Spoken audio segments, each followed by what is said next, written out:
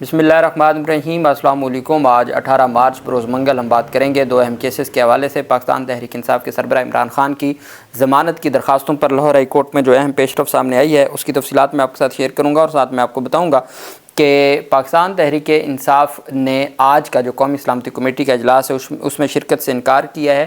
اس کی وجوہات کیا ہیں، وہ پاکستان تحریک انصاف نے کیا بیان کیے ہیں، اس کے اوپر بھی ہم بات کریں گے، اور ساتھ full bench Lahore high court کا ایک اہم فیصلہ سامنے آیا ہے، اس کی تفصیلات بھی میں آپ کے ساتھ شیئر کروں گا۔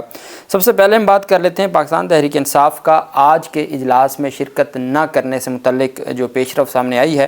پاکستان تحریک انصاف کا آج کوئی نمائندہ بطور جماعت، کوئی بھی نمائندہ آج شریک نہیں ہوگا، صرف وزیر اعلیٰ خیبر پختونخوا بطور وزیر اعلیٰ شریک ہوں گے، اور پاکستان تحریک انصاف کا موقف بھی اور خیبر پختونخوا کا موقف بھی بیان کریں گے۔ آج ایک بڑی پیش رفت سامنے آئی جب چونکہ کل رات ہی پاکستان تحریک انصاف کی جانب سے عمران خان سے ملاقات کا مطالبہ کیا جا رہا تھا کہ عمران خان سے جب تک ملاقات نہیں ہوتی ہم اس کا حصہ نہیں بنیں گے، چونکہ پہلے تو پاکستان تحریک انصاف نے نام دے دیے کہ یہ 14 لوگ ہیں جو شرکت کریں گے، لیکن جب بہت زیادہ تنقید ہوئی اور پاکستان تحریک انصاف کے لوگوں نے ہی کہا کہ آپ نے عمران خان کو مائنس کر دیا، بغیر عمران خان سے مشاورت کے آپ کیسے جا سکتے ہیں، پھر اسپیکر سے بھی ملاقات کی، پھر عمر ایوب کا ایک لیٹر بھی سامنے آ گیا، اور اس طرح سے پھر چیزیں چونکہ اس قیادت کے ہاتھ سے نکل گئی تھیں اور عمران خان کے لیے لوگ ڈٹ گئے، تو پھر ان کے پاس اور کوئی آپشن نہ بچی۔ آج پریس کانفرنس کرتے ہوئے محمود اچکزئی نے کہا کہ غیر آئینی وزیر اعظم کی دعوت پر قومی سلامتی کے اجلاس میں ہم کیسے جائیں۔ پاکستان تحریک انصاف کے سیکرٹری جنرل سلمان اکرم راجہ نے کہا پاکستان تحریک انصاف کا کوئی نمائندہ اجلاس میں نہیں جائے گا، علی امین گنڈا پور بطور وزیر اعلیٰ شریک ہوں گے۔ خیبر پختونخوا ہاؤس میں تحریک تحفظ عین پاکستان کے رہنماؤں کے ہمراہ پریس کانفرنس میں محمود اچکزئی نے کہا کہ پاکستان انتہائی نازک صورتحال سے گزر رہا ہے، دوران الیکشن رات کے وقت جیتی ہوئی پارٹی کو ہرایا گیا۔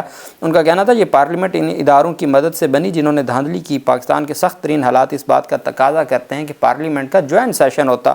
محمود اچکزئی نے کہا جوائنٹ سیشن میں سب کو بات کرنے کا موقع ملنا چاہیے، تمام سیاسی جماعتوں کے نمائندوں کو بات کرنے کا موقع دیا جائے۔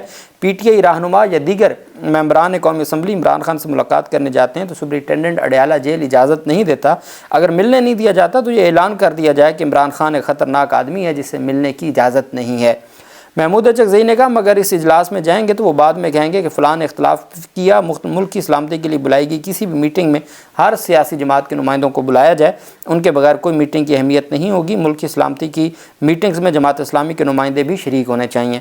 علامہ راجہ ناصر عباس نے کہا کہ پاکستان کے عوام اس حکومت پر اعتماد نہیں کرتے، عدلیہ میں ریفارمز کر کے اس کو بھی کمزور کر دیا گیا، عمران خان کو آن بورڈ لیے بغیر جو بھی فیصلہ کیا جائے گا وہ عوامی فیصلے نہیں ہوں گے، عوام قبول نہیں کرے گی۔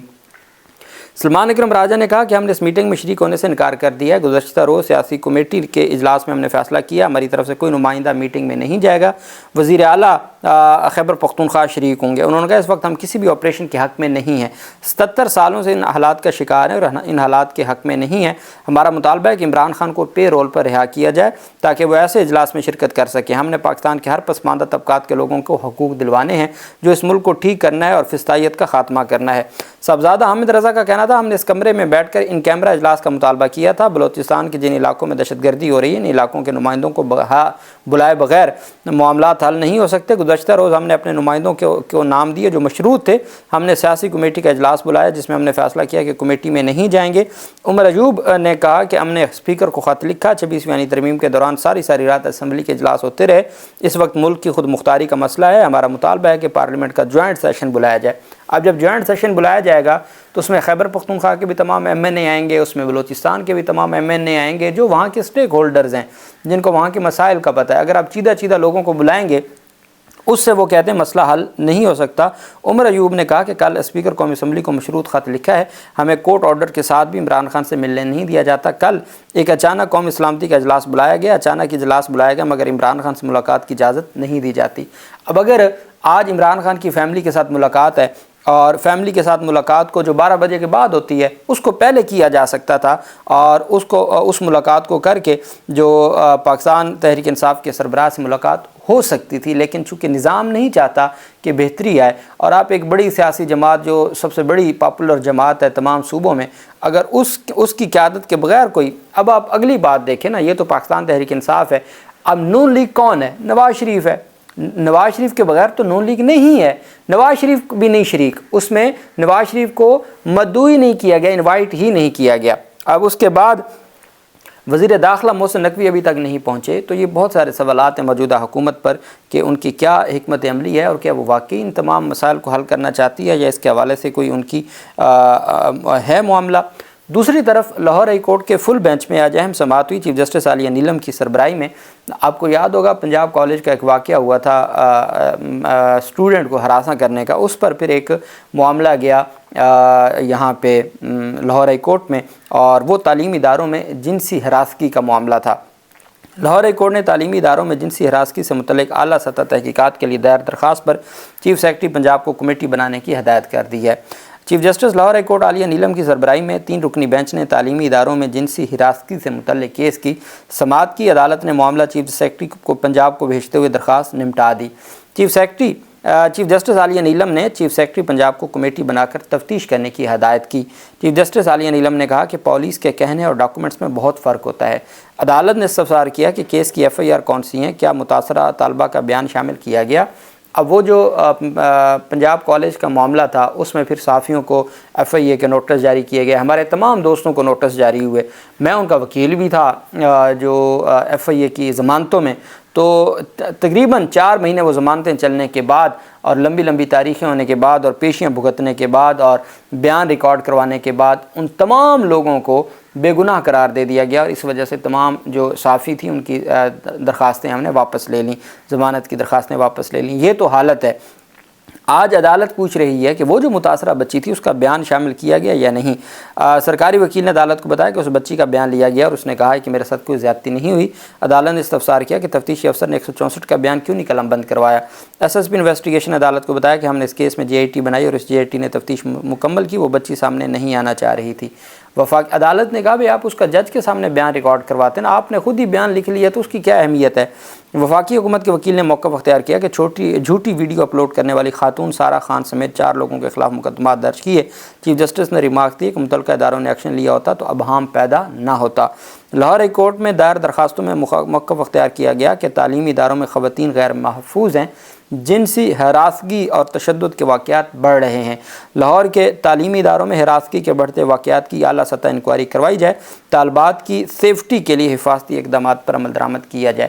یہ جب وہ حالات بنے تو اس وقت پھر یہ درخواست بھی گئی کہ آپ چونکہ کوئی جو گورنمنٹ کالج ہے برائے خواتین اس میں بھی کوئی واقعہ ہوا، ایڈمن جو وہاں پہ میل ایڈمن تھے انہوں نے کوئی ہراساں کیا، جس کے اوپر پھر عالیہ نیلم نے یہ حکم دیا تھا اس جو فیمیل کالج ہے یونیورسٹی ہے کہ آپ سٹاف بھی فیمیل رکھیں، آپ نے میل سٹاف کیوں رکھا ہوا ہے جو ایڈمن کا ہے، تو اس پر بھی عدالت نے حکم جاری کیا تھا۔ بہرحال اب عدالت نے اس پورے معاملے کے اوپر کہ جو ایک جرنل پرسیپشن ہے یا ایک بہت بڑا ایشو ہے اور وہ تعلیمی اداروں میں بچیوں کو ہراساں کرنے کا ہے، اس پر عدالت نے کہا ہے کہ چیف سیکرٹری کو کہ آپ کمیٹی بنائیں، اس معاملے کی تفتیش کریں تمام اداروں کی اور اس کی رپورٹ بھی جمع کروائیں۔ یہ آج لاہور ہائی کورٹ کے فل بینچ میں سماعت ہوئی۔